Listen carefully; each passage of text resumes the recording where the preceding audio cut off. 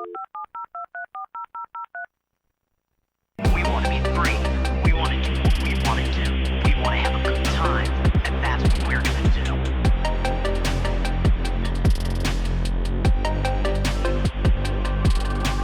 We're going to have a good time. Welcome one and all to episode 3 of Bygone Bros. My name is Kyle White, and I'm joined here with my older brother, Trevor White. Trevor White, yeah. And we will be discussing a topic today, which is sort of a throwback, but I actually recently learned, Trevor, if I understand correctly, that today's topic actually is still going on today, right?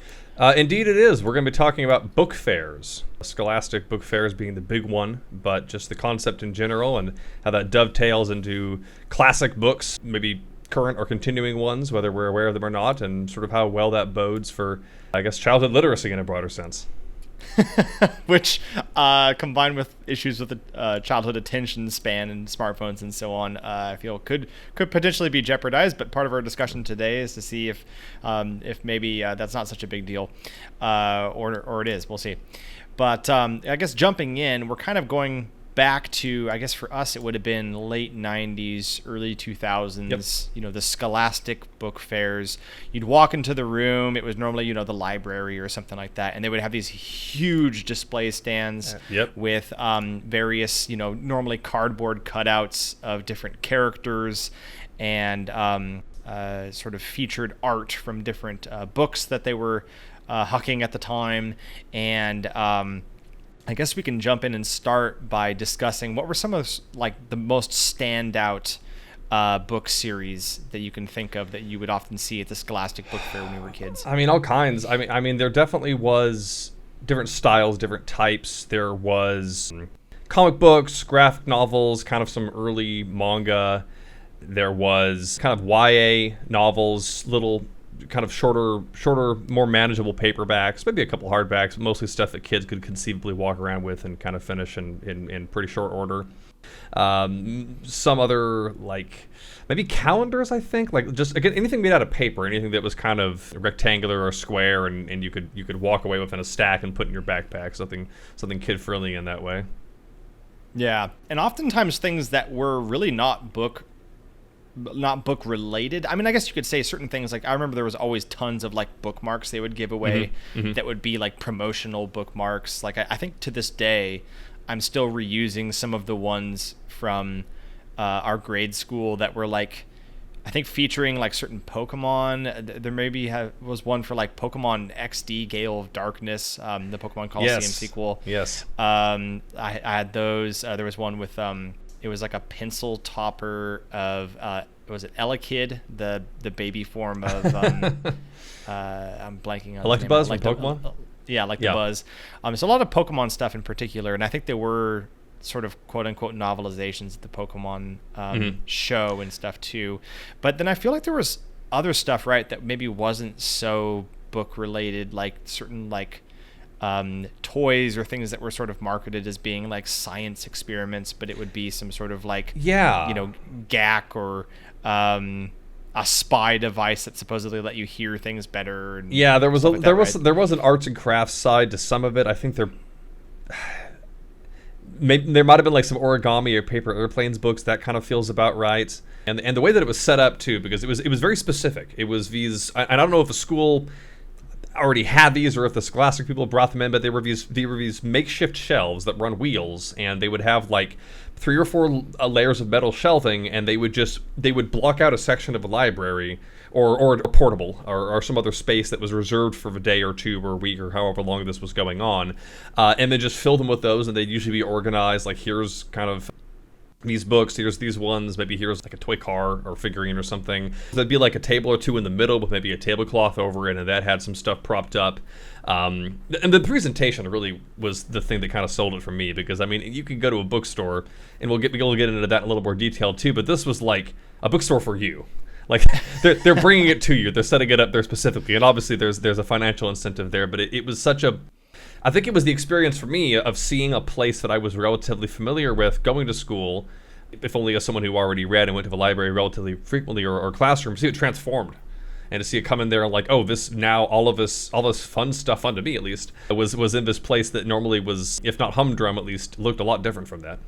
Yeah, definitely made reading more like fun and accessible, I think, to kids, which, you know, you could be cynical about that and say like, oh, that was just like corporations, you know, trying to push, you know, book sales to kids and, you know, using a lot of, you know, marketing, like I said, with the cardboard cutouts and how they displayed everything and kind of being maybe in your face about it. But like, I don't know. I feel like that of all the things that, you know, you could be angry at corporations for pushing, I think being literate is probably not that big of a problem.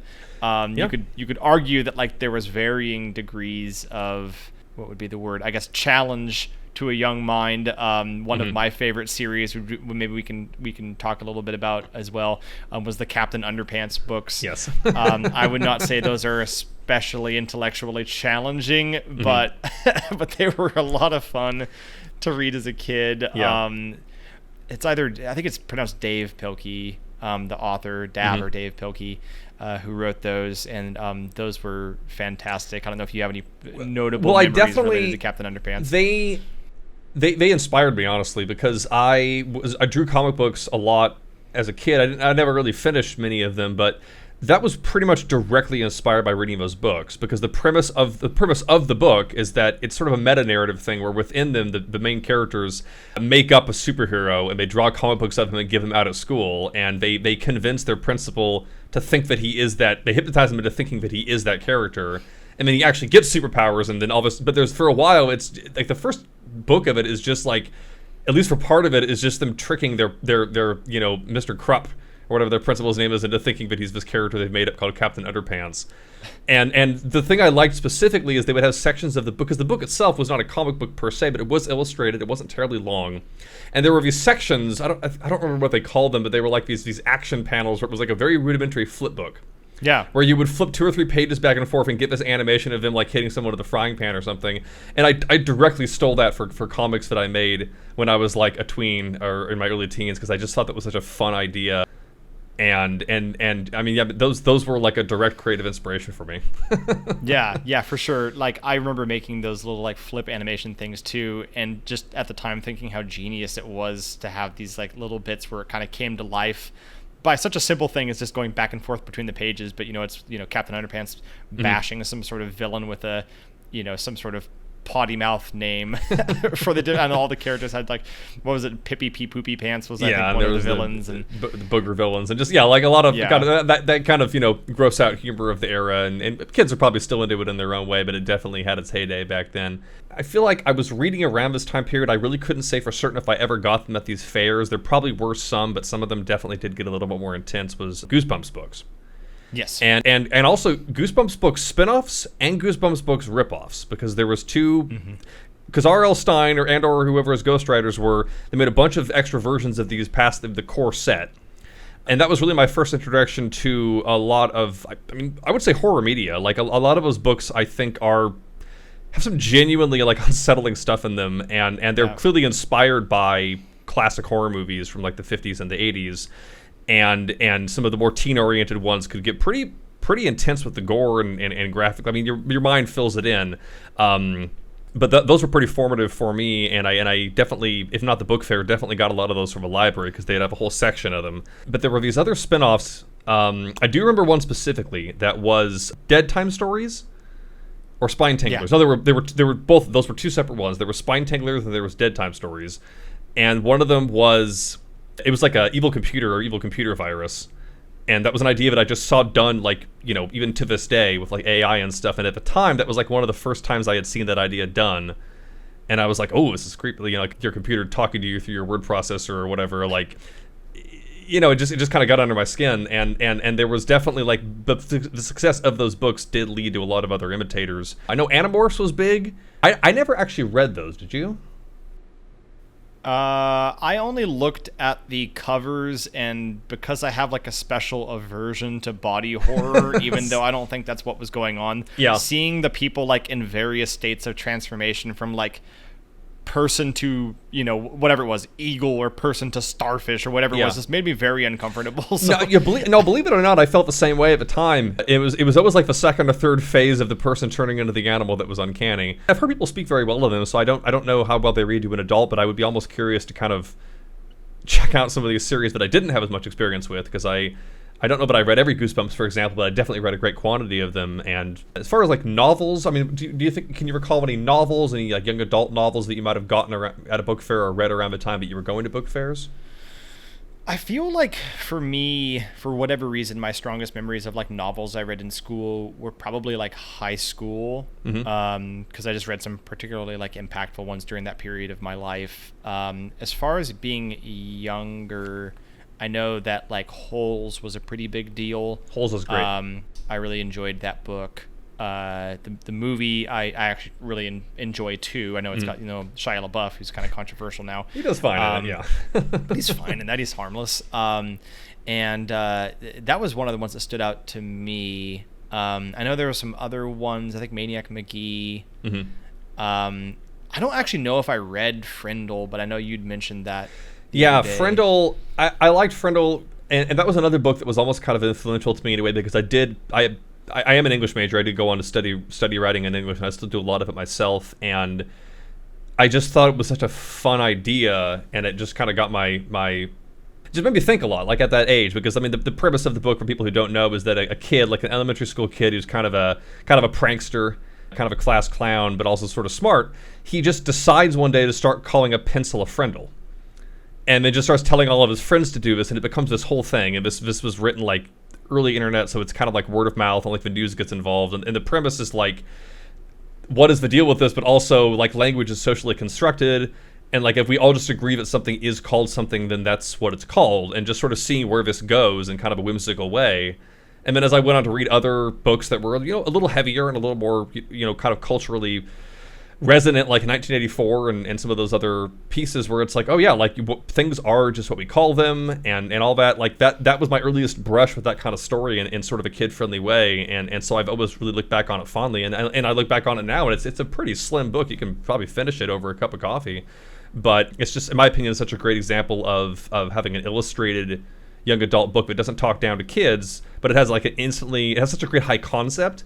And I know that author, Andrew Clements is his name. He went on and did a couple of other books, and I don't know that they ever quite got as big as that one. Like I don't know if there were ever any adaptations of it or anything. It's not necessarily a very cinematic piece, but I seem to recall it being fairly critically acclaimed. At least it seemed like that at the time. And then you mentioned Maniac McGee. That Jerry Spinelli, who wrote that one, did a couple of other young adult books, but that one, I think there actually was like a Maniac McGee TV movie.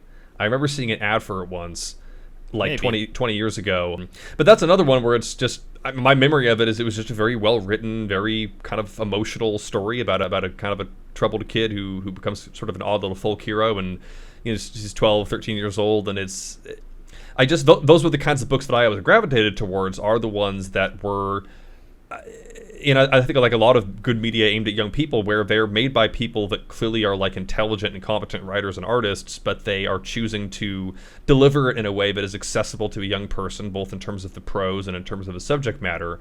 But it's not like, just Sesame Street. I mean, kids can handle a lot more than older people sometimes give them credit for, and that's why I try to check myself when I see newer media or newer things that I might not understand or that I think are kind of odd or questionable, because I read some of the stuff that I read, again, like the Goosebumps books and some of these other things that I picked up, had some moments in them, had some stuff in them that kind of gave me pause, but also made me want to read more things like that, or learn about the things that I didn't want to read, or the things I wanted to write.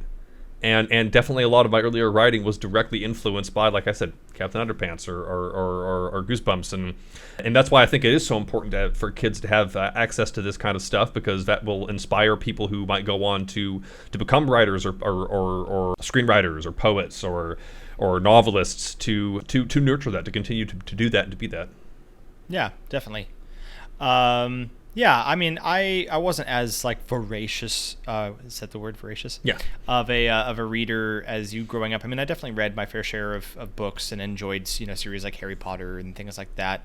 But I didn't really get as in depth into like I I guess, really investigating the breadth of literature that was out there.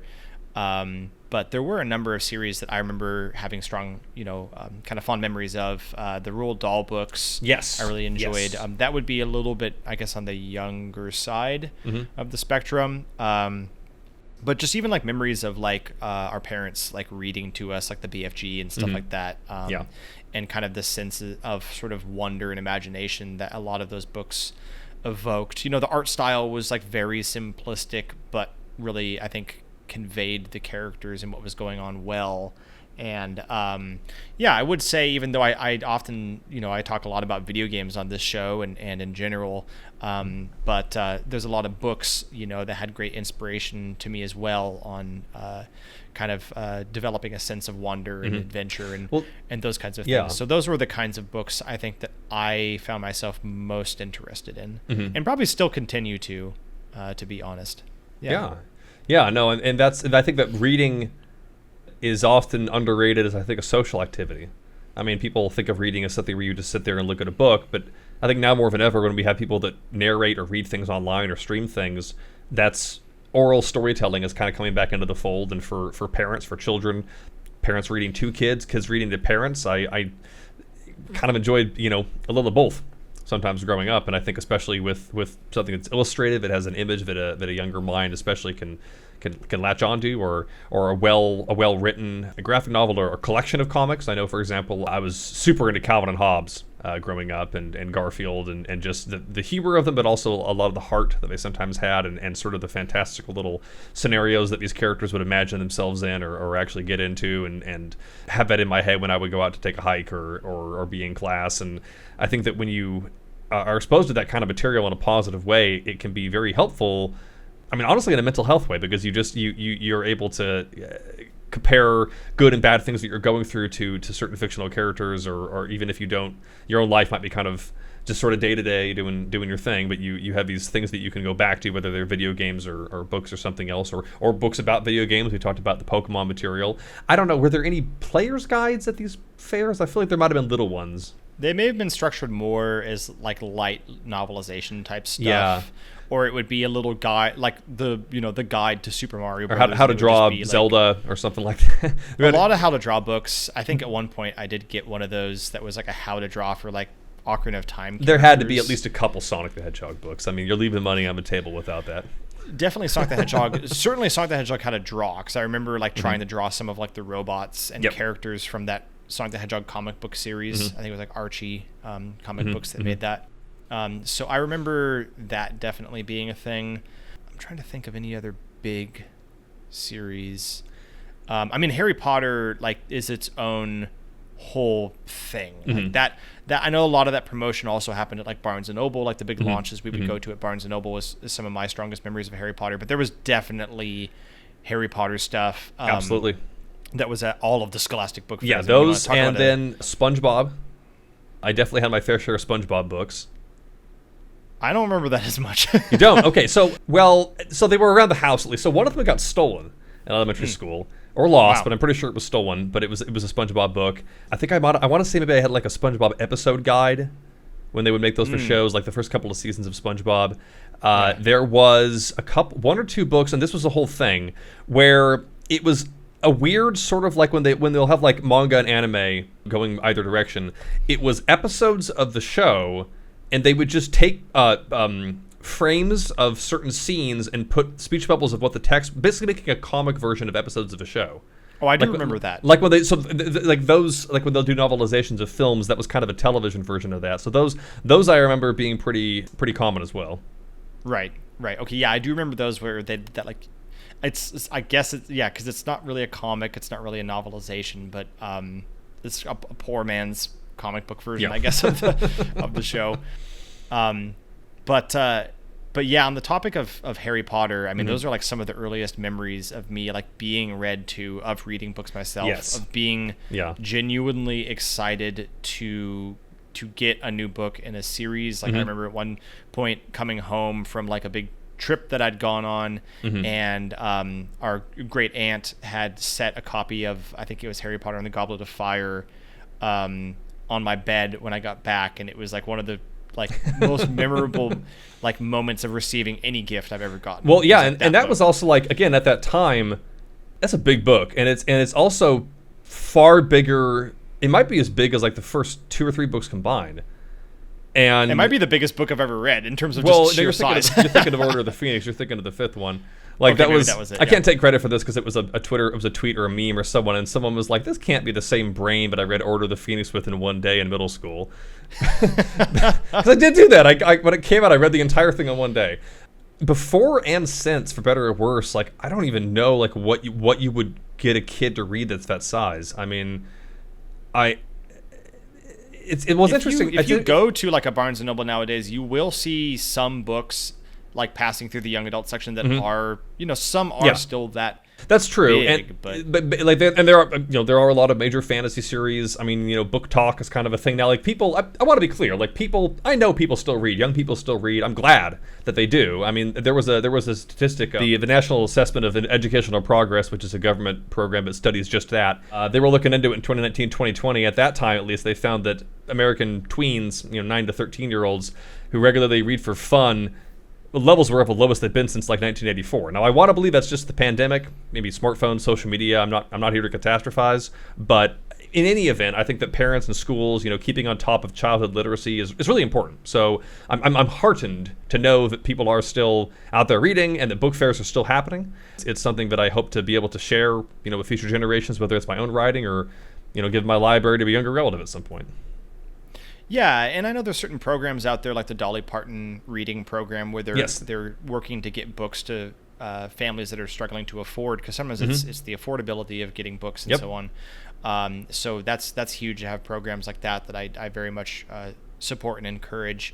But yeah, for a lot of the reasons we've described, there's a lot of uniquely valuable things that come from reading, and not just reading text, or even reading stories per se, but I think specifically the act of like sitting down and focusing and putting yourself into a world and staying there for a while.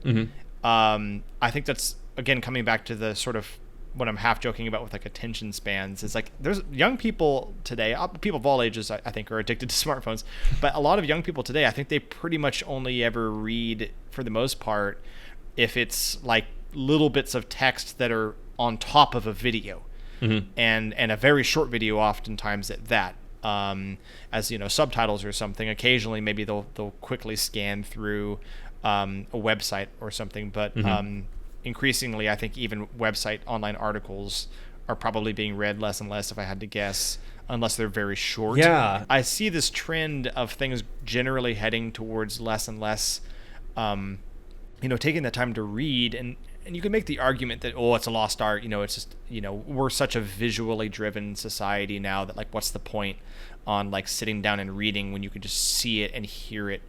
But at the same time, I think that it would improve people's attention span, maybe improve their critical thinking and their ability to maybe even imagine and to maybe be transported a little bit more and really experience things more fully, if it's just on a per book basis, or something that really forces a person to sit down and really just focus. Like, I guess that's one of the fundamental things, is that when you sit down and you read a book, you're in this particular world, whether fictional or non-fictional, and you just have to be there, and that's what you're doing. Like, no, because I think that ultimately it's about narrative engagement, and I think the ways people tell stories and the kinds of stories people enjoy and how they enjoy them are based on a lot of different factors.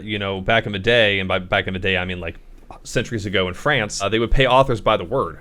So that's why Les Mis is the size of a brick, because Victor Hugo was just like, well, got to keep the lights on. Here's another tangent about so-and-so's cousin. I mean, that and then the incentives are different. Like, art is art, but there is ultimately that we talked before, Scholastic book fairs. I mean, that's the key word there. That's a major company. They have an economic incentive to keep having book fairs. That doesn't mean it's a good thing. It doesn't mean it's a bad thing. But I think that like that's why it's still a thing, because there is a market for it. Kids still want to read, or they want to have kids read, and I think that's a net positive. But at the end of the day, the kinds of books that are read and the kinds of books that are popular changes over time. I mean, we've been talking around the subject, but like the kinds of books that were popular when we were growing up, when we were, like I said, turn of the millennium. You did have some young adult novels, because Harry Potter kind of lit the fuse on that being its own separate thing. But there was a lot of, little kind of kids' spooky books and gross out books and comic books. And I think that at the time, again, there were like your Newbery medalists, your Holes and your Maniac McGee and those things we've touched on. But I think these bigger series, that's something that I think really did start to take off with the Harry Potter books. And by the time that other imitators started to come out of the woodwork, I think I had kind of started moving into high school, and I was still reading, but those were less of a thing. Because I know that after Twilight was the big one, obviously. Twilight was huge. You could argue it was even bigger in certain respects than Harry Potter. Hunger Games. There was Hunger Games, the Percy Jackson series. Yes. Was very popular. The Artemis Fowl series really was a big one from some of my friends. Really got into Artemis Fowl. All of those, I think, got movies, multiple movies for some. Others not so much. There was definitely a number of those that kind of rode off of that, like, I mean, they're not even necessarily all fantasy. I guess they all have fantasy elements, but like sort of young adult, big ambitious sort of multi-book adventures. Yeah, I mean, I think what the Harry Potter books showed is that there was a market for large, like expansive, epic, like series of novels, essentially, for young adults. And then what that became was the paranormal romance boom, which Twilight pretty much kicked off. But then kind of concurrent with that, we had YA dystopias, which I think the Hunger Games is generally credited with kicking off. And we got the Maze Runner, we got Divergent. And again, by this time, I'm like in college, like I'm aware of these things. I don't know if they were selling these at book fairs. I mean, a deeper dive into it might reveal that. I know that some of the Twilight stuff might be a little bit, it's not like salacious or anything, but that does skew a little bit more towards high school or late middle school. I think they're probably not giving that out next to Captain Underpants, if you catch my meaning. Certainly not 50 Shades of Grey. It's a metaphorical. Although there is a different kind of Captain definitely, Underpants. I was going to say, there's definitely a Captain Underpants involved in this as well.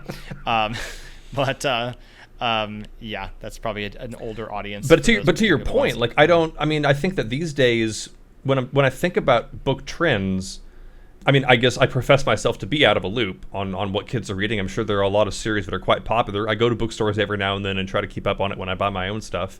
I do know that there are a couple of big fantasy series that are still going pretty strong. I don't know if they've gotten any kinds of adaptations. It seems like the media mostly is still working on trying to make Game of Thrones and Lord of the Rings stuff and newer works. I mean, I think, again, it takes time. You don't notice in the moment what the trends are necessarily and what the popular things are until there's this, like, one breaks through and just becomes a whole phenomenon. But like you said, I think that most popular media, popular creators are doing visual media. I guess visual, I mean, because there's illustrations in these books, and that's why I liked a lot of them. And they had the covers, like at Goosebumps and stuff. Like, I mean, the cover, you don't want to judge a book by its cover, but you do want to like pick up a book because of its cover. Yeah. So I think the visual element has always been there. It's more the quickness and the quantity and the interactivity. And I think on that note in particular, interactive storytelling. Like, again, it's kind of a different conversation, but I think that now with the internet, with social media, people like stories, they like fan fiction more, they like being able to share and build on universes, these wikis and things, where people can talk about an existing fictional world or make their own fictional world, that collaborative, that social aspect to it.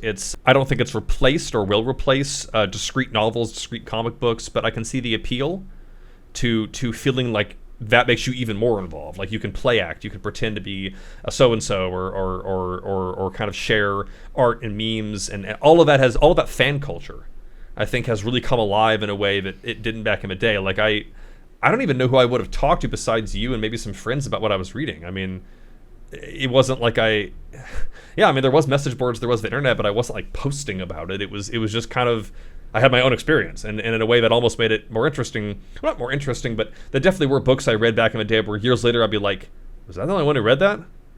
Like, I would go on, like just online, like Reddit or something, and be like, does anybody else remember this book where these kids find these little creatures that like you can kill with soda pop, and they bite you 3 times? If they bite you 3 times, you die. And they're like, oh, that's so and so. They sent me a link to whatever, and I didn't know the name, I didn't know the author. I was like, this is just this thing I picked up in the library like 20 years ago, and it burned itself into my brain, and I just want to make sure I'm not insane. But it turns out, but I think there's something special about that too. Sure, yeah. About having an experience, even if it's artificial, feeling that you found something special that's yours, and so I mean, there's pros and cons to engaging with the internet on every infinitesimal thing. Because sometimes it creates that community, but other times it's like, oh, I guess that wasn't that special. But minds may vary on that. Yeah. We are approaching the end of our episode here with our runtime, so we probably should get to our final round of the big question we pose every episode, which is the verdict between Bring It Back and Bygone, where we decide whether or not our topic is worthy of remembering and returning to the present, or just ditching and leaving in the past. Yeah. So this one is kind of unique in that it is still happening. As I understand, Scholastic book fairs are still happening at schools. But in terms of, I guess, maintaining that or strengthening it or trying to maybe in some ways restore it back to the way it used to be, what's your vote? Yeah, I mean, I guess if the question is like, what can these book fairs or libraries and bookstores for that matter do to stay relevant or to continue to be kind of what we remember them being and be what they seem to want to be, which is a space for young people to come together and learn about new books and be incentivized to read about them. I would say if there's a book that's kind of viral or a concept or a trend, maybe have a section dedicated to that. Maybe QR codes on stuff where people can learn more about the authors. And I'm sure all of this is already being done, but these are just the kinds of things that I can imagine being helpful. Something that makes young people that might have their attention be a little more spread thin and may not necessarily be able to carry around as much or as they used to. Something that's bookmarks. You could have QR codes on bookmarks that advertise maybe where you can get an ebook of some of this stuff. I mean, at the end I'm still a physical media guy, but at the end of the day, it's a book. If someone is unwilling or unable to read it in that format and they prefer something digital, that's fine.